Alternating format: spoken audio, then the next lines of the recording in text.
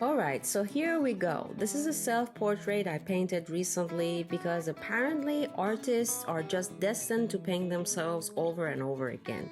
We say it's for practice or study, but let's get real. We are the most available model and we kind of know our face inside out at this point. But honestly, I didn't start this one with any deep idea in mind, just me and a few hours of let's see what happens. I started with a face, I almost always do, and for me, it has to be the eyes first. Once the eyes are looking back at me, I'm like, okay, she's alive and we're doing this. Mixing skin tones with acrylics is always a gamble. I'll mix what looks like the perfect color, put it on the canvas, and 10 minutes later it dried 3 shades darker, like surprise. So I just keep layering until it feels right. Not realistic necessarily, just right.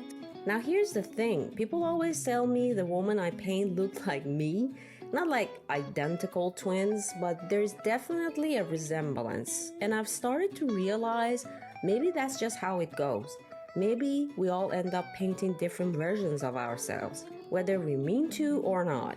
Sometimes those versions are more put together, sometimes they're softer or louder or cooler, sometimes they got better hair. But at the end of the day, I think there is always a piece of us in there, in the face, in the expression, in the mood of it all.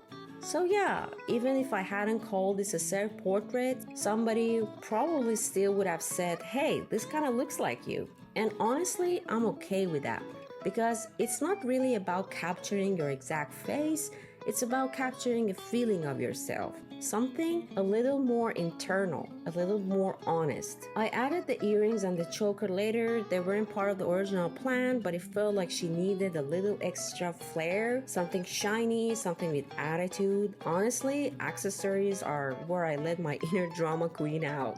The background is simple, just teal, which I'm obsessed with this color, as you can see in all of my paintings, with a few sparkles and stars thrown in. I didn't want it to be too busy, just enough to give the portrait some breathing room and maybe a little bit of magic. There were definitely moments where I almost gave up, the face looked off, the color wasn't doing what I wanted. I hit the classic maybe I hate this moment, but I've learned to just keep going through that.